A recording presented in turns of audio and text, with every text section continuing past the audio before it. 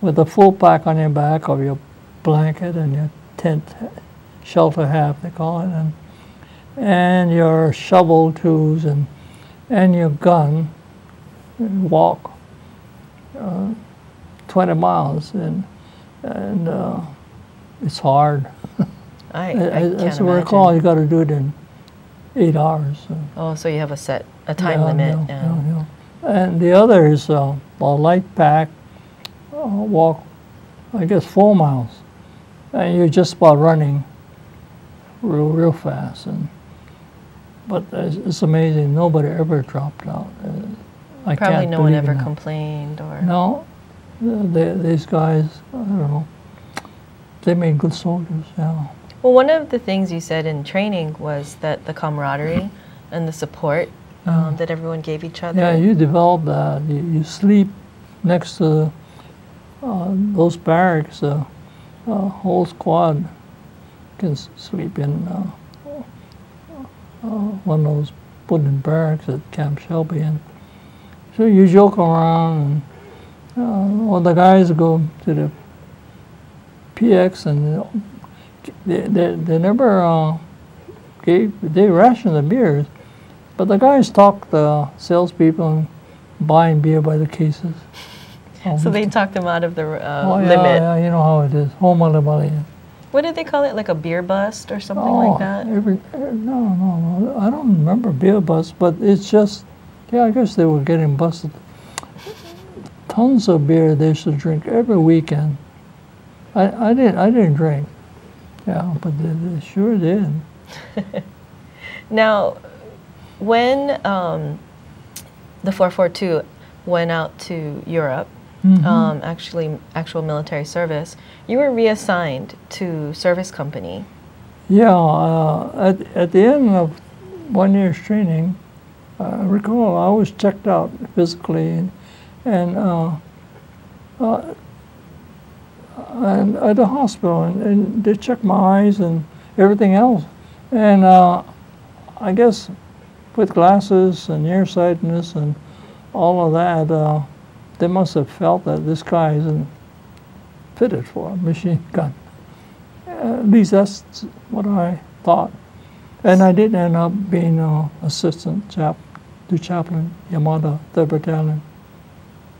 And it must have been really hard to leave I Company and the guys you've been training with for so long. That's part of the bonding. And so to this day, I remember the names of all the guys in 4th Platoon. And of course, we lost a few. But they're really, you're bonded like brothers, as many say, and maybe closer than your other siblings back home. Yeah. We have a photo of you when you were in the military service that we can put on the screen. You can see your glasses. Oh my gosh. Now, you had on-the-job training to become assistant to Chaplain Yamada. Yeah, I didn't know what it was all about. So, but he's just taking care of the Jeep, as I recall. So you were his driver? I was the driver, and I worked with Dad in the service agency, so I could drive anything. And so the Jeep is a wonderful vehicle. I learned how to drive that. You also were maintaining and taking care of the Jeep as well, right? Yeah, I took care of some administrative work, typing, which I had learned in high school, and then assistant at services, little hymnals, as I recall, and helped the chaplain at worship services. But beyond that, I learned once we got into combat, picking up dead bodies. The hardest part was having to retrieve the bodies, right? Yeah, it's. And this was you driving cross country to retrieve the bodies of men who had been killed on the front lines. Right. That must have been such a toll.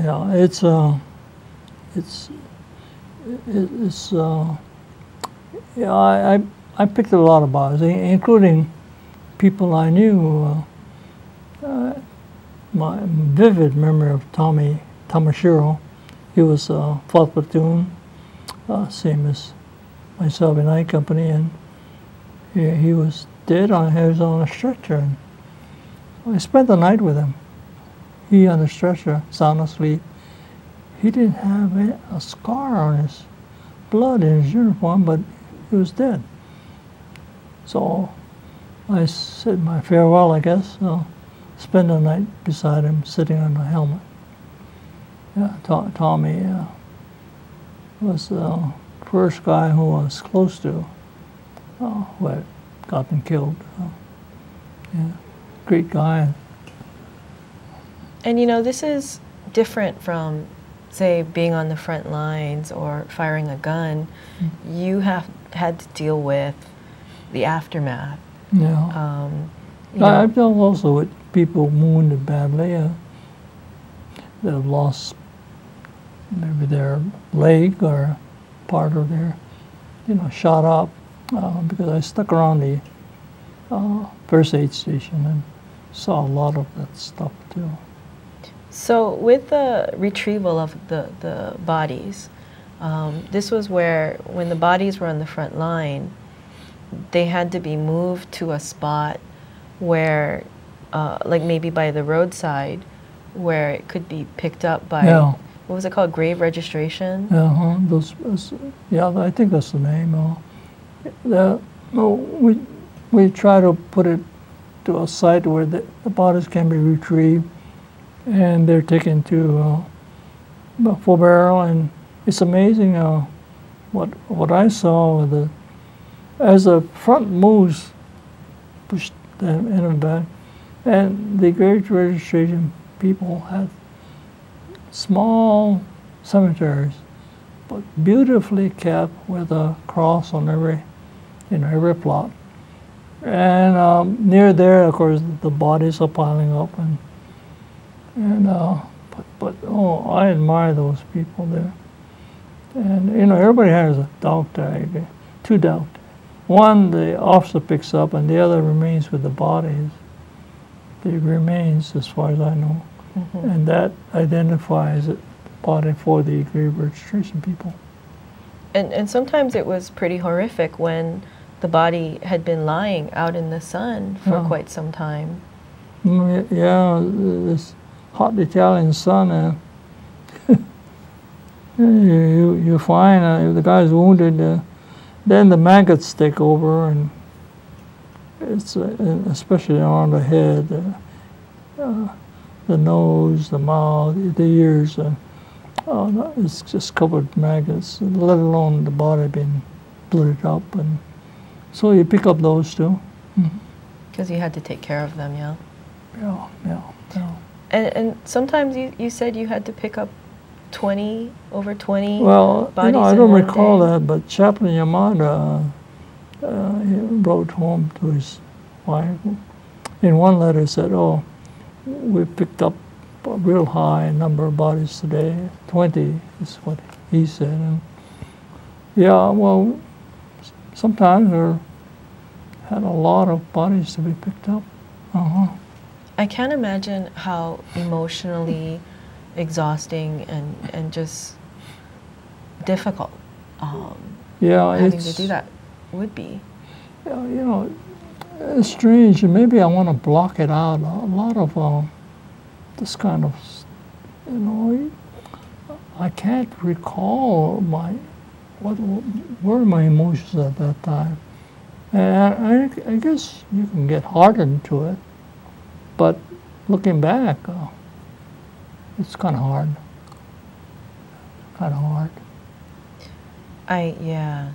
And it's one of those things is that you don't want to forget that this is a part of war. When you tell the sanitized stories or you tell the heroic stories, but this is the other part of it that should never be forgotten. That's true. Yeah, the roles played by everybody. I figure that was my job. I didn't carry a rifle in the front and a machine gun in the front lines, but there are the medics who don't have guns, but they just have an armband with a red cross, and their helmets has a white circle with a red cross on it, and they go around and on the fire, treating everybody. Supposedly that white cross on the helmet was Yeah. supposed to keep Germans from firing at them, but that didn't always happen, right? No. Some of the guys were shot at, and you have to admire the medics. Wow. Because they're running out into... They were trained, while we were in Shelby, in the rifle company.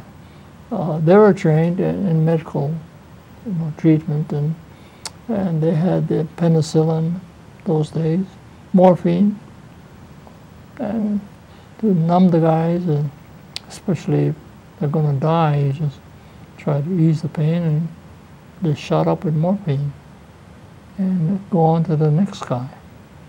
God, their job was awful, I think. Very tough, yeah. Oh. And another, this is going back to duties of the chaplain. One of the stories that's always stuck with me was the chaplains writing about how at Camp Shelby, one of their jobs was to purchase and take a birthday cake Yeah. to a soldier, because Yeah. their family from home sent over money because they wanted their birthday celebrated. Yeah, that's right. It's a huge cake, I guess. On this side, naturally, you're going to feed the whole 250 odd guys, and it's happy birthday. Yeah, we celebrate a lot of birthdays. And we were 18, so innocent. Oh, birthday! Wow, 19. yeah. Mostly 18, 19. I remember reading one of the chaplains writing about how much birthday cake they had to eat because they were constantly going from party to party, having to do the cakes. That's right. Yeah, yeah. The bakery did a good business there. You know, we're gonna be splitting this interview up into two parts. Okay. I just wanted to really thank you for sharing your story with us today. And we will continue it in part 2. But thank you so much for sharing some difficult memories. Thank you. Yeah, if the story can be shared with a wider community and better understanding of everything, it'd be great. Thank you.